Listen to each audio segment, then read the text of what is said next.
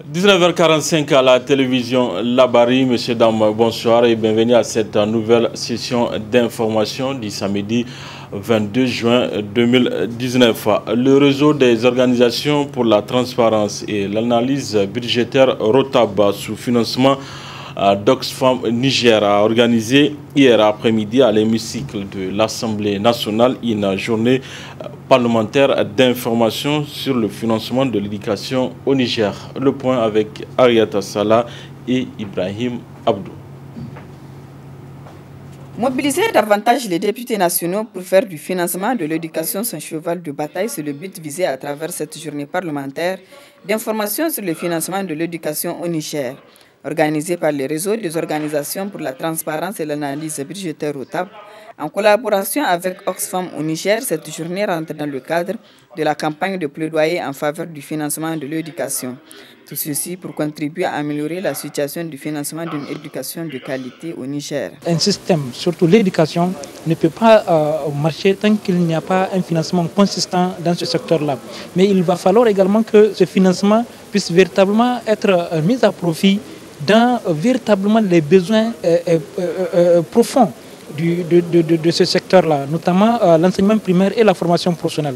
Donc voilà ce qui nous a amené en tout cas à susciter cette journée parlementaire-là pour discuter avec les députés, voir un peu les budgets alloués d'abord au secteur de l'éducation, notamment les engagements pris par les plus hautes autorités de l'État. Quand vous vous rappelez, en 2011, le président de la République avait pris l'engagement d'octroyer sur le budget national 25% en tout cas de ce budget dans le secteur de l'éducation. Mais il se trouve que de 2011 à aujourd'hui, le budget en tout cas national alloué à ce sous-secteur-là, ce secteur-là, n'a jamais atteint les 20%. Donc pour nous, il va falloir que les députés continuent encore à regarder un peu par rapport à ces dispositions-là, par rapport à ces engagements-là, pour voir concrètement comment est-ce qu'on peut faire pour atteindre ces engagements pris par le gouvernement. Pour le vice-président du réseau parlementaire sur l'éducation, cette journée vient à point nommé car elle permettra aux députés de se préparer en conséquence pour le rehaussement de l'enveloppe allouée à l'éducation dans le budget 2020. Dans 3 mois, il y aura le débat budgétaire. Donc il faut savoir qu'il faut essayer de préparer ce budget, d'essayer de voir les lacunes qui sont là dans le budget et de voir ce qui a été proposé pour l'école nigérienne et de voir s'il faut rehausser pour que l'école nigérienne aille de l'avant. Donc c'est pour cela que le ROTAB a bien voulu nous donner ce séminaire et que nous allons sensibiliser les députés par rapport au budget et surtout de l'école nigérienne. Oxfam au Niger, à travers son représentant, invite le Parlement nigérien à faire des propositions de loi allant dans le sens de bien taxer les sociétés minières et pétrolières afin de financer l'éducation avec les taxes qui seront aperçues. Et rien qu'à travers ce secteur extractif, le domaine de l'éducation peut être bien servi. Si l'État, en tout cas, fait davantage l'effort de faire des taxations justes et à l'endroit des industries extractives qui aujourd'hui sont en train d'exploiter le sol nigérien. On aimerait qu'à travers les parlementaires, qu'ils puissent faire également, ils puissent jouer de leur mandat de député pour qu'ils influencent un temps soit peu le gouvernement afin que véritablement les ressources extractives servent le Niger, notamment la qualité de l'éducation. Le président du conseil d'administration du ROTAB a présenté le message de plaidoyer du ROTAB à l'endroit de l'Assemblée nationale, puis s'en est suivi la présentation du module sur les engagements pris en matière de l'éducation pour tous par le Niger et les indicateurs sur le budget à l'éducation en lien avec l'atteinte des objectifs assignés au PSF. Après ces 2 présentations, les députés conscients de la nécessité d'accroître le financement de l'éducation se sont intervenus pour apporter leur contribution, pour demander l'engagement de l'Assemblée nationale pour rehausser le budget alloué à l'éducation.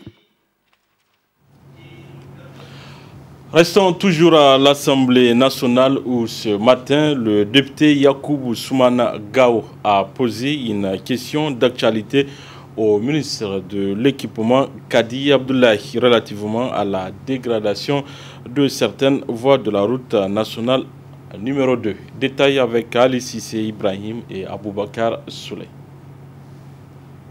Plusieurs tronçons de voies qui constituent la route nationale numéro 2 sont dans un état de délabrement. Une situation qui ne participe pas à faciliter le déplacement aux populations qui vivent dans cette zone. Une conjoncture qui a poussé le député Yacoub Soumane Gao à poser une question d'actualité au ministre de l'Équipement Kadi Abdoulaye.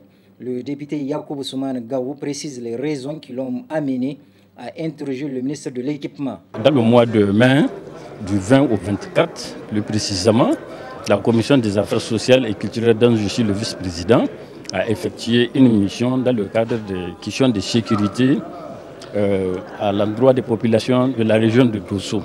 Donc arrivé à Gungu, le problème d'infrastructure a été posé. Et j'avais promis à cette population, en tant qu'élu, député national, de poser le problème au niveau du gouvernement. Et la meilleure formule, c'est les questions d'actualité. Voilà les raisons, parce que nous avons vu les souffrances. On a constaté de vigie, des souffrances par rapport au déplacement Gungu, Bela ou Gungu, Breyni.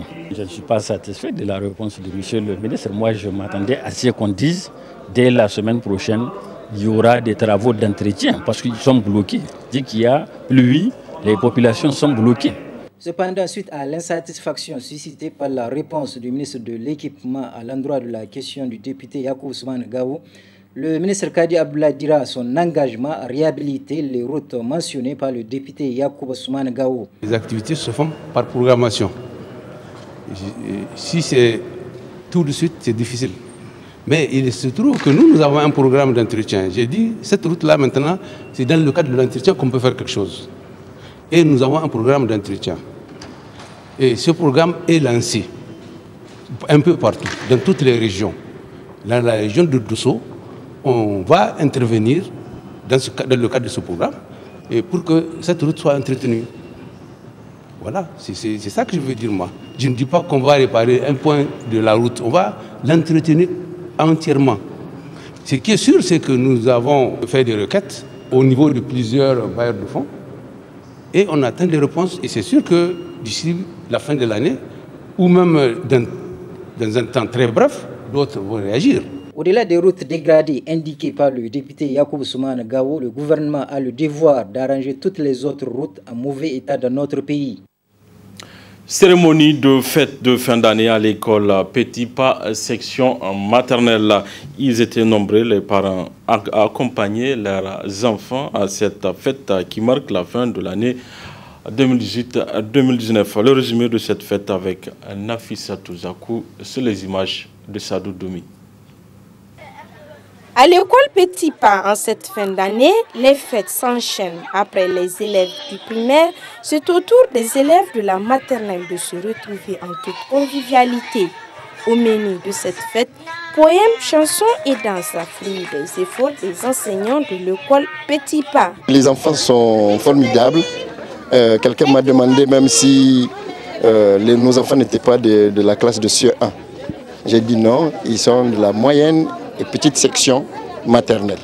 Vous voyez, les tout petits, ils savent déjà faire la différence entre les lettres. Ils savent, je ne veux pas dire qu'ils savent lire, mais ils lisent sans comprendre, mais ils comprennent tout ce que vous leur lisez. Donc je pense que ça c'est déjà un très grand pas, hein, qui n'est pas de notre petit pas, mais c'est un très grand pas. Comme d'habitude, je pense que ça s'est passé très bien, les enfants ils ont assuré. Les parents ils sont là, c'est tout ce qu'on demande. Alors, nous on s'adapte, les enfants ils sont là avec leur personnalité différente, leur milieu différent. Nous on est là pour les encadrer pour ça. Les parents d'élèves présents également aux festivités se réjouissent de l'enseignement dispensé dans cette école. J'ai trouvé que c'était très bien, ça m'a beaucoup plu, j'ai trouvé très émouvant.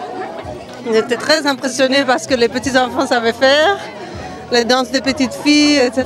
Vraiment, c'est bravo pour l'école et les professeurs et tous les gens qui se sont investis dans la fête. Vraiment, bravo, merci beaucoup, je suis très contente. C'est pour nous un jour mémorable de venir assister à la fête de fin d'année de nos enfants. Vous les avez vus, leur prestation est extraordinaire, sans commentaire. Donc nous sommes obligés de les accompagner durant toute l'année, y compris en fin d'année pour les encourager. Nous sommes fiers d'eux et nous pensons, comme on a toujours dit, les enfants sont les avenirs de demain.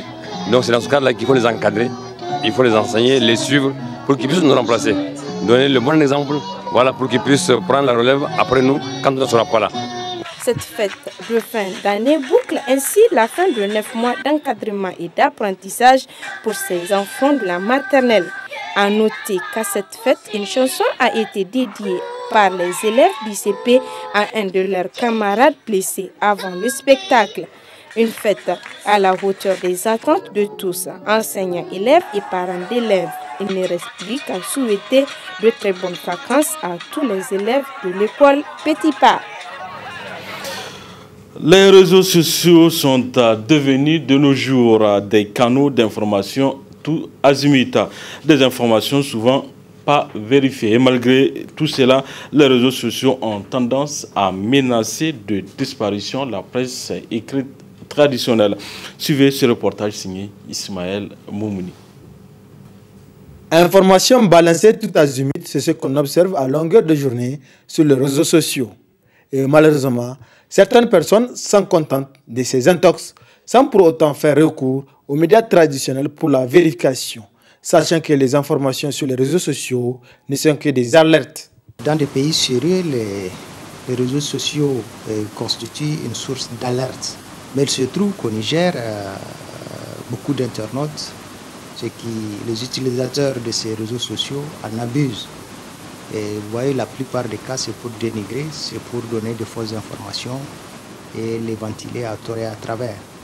Et je pense que derrière un faux profil ne se cache pas un journaliste. Et le métier de journaliste, il est à part, et le métier est de l'autre côté, l'utilisateur des réseaux sociaux qui se cache derrière un faux profil est à part. Le danger des réseaux sociaux, c'est que n'importe qui, connu ou pas, caché derrière un pseudonyme ou pas, peut devenir n'importe quand, n'importe où, une source d'information. Et malheureusement, de plus en plus, comme vous dites, nos concitoyens se renseignent à travers les réseaux sociaux. Le plus souvent, les réseaux sociaux, ce sont des alertes. Les gens ne prennent pas le temps de vérifier la véracité de l'information. C'est une menace réelle pour les médias, pas seulement pour la presse écrite, pour les médias en général. De l'autre côté aussi, je pense que les canaux traditionnels des médias vont toujours exister parce que les réseaux sociaux ne vont pas toujours au fond des choses, comme je vous le disais. Pour vérifier la véracité des alertes, les internautes doivent faire recours au site des différents organes de presse. Il y a un nouveau contexte qu'on ne peut pas nier, qui est là de fait, c'est le monde numérique. Donc la presse doit se réinventer pour s'adapter au nouveau contexte, pour pouvoir exister. Ça, c'est un fait. On aura toujours besoin de ces médias traditionnels qui vont aller au fond pour donner la bonne information aux citoyens. De l'un à l'autre, je pense que la presse, à travers les réseaux sociaux constituent une véritable menace pour la presse traditionnelle. Donc c'est à la presse de se réinventer pour essayer de s'adapter. Aujourd'hui, tous les journalistes vont vers l'électronique. Vous avez tous les journaux qui ont leur site. Si vous voulez vérifier une information, vous allez sur le site. Vous avez des sites crédibles aujourd'hui, c'est à travers le monde, des gens qui font ce travail-là, donc qui diffèrent de ce que les gens racontent sur les réseaux sociaux où on peut manipuler l'opinion. Et vous avez aussi, en ce qui concerne l'audiovisuel, vous avez des sites qui ne font que l'audiovisuel. Vous pouvez aller sur ces sites-là, avoir l'information.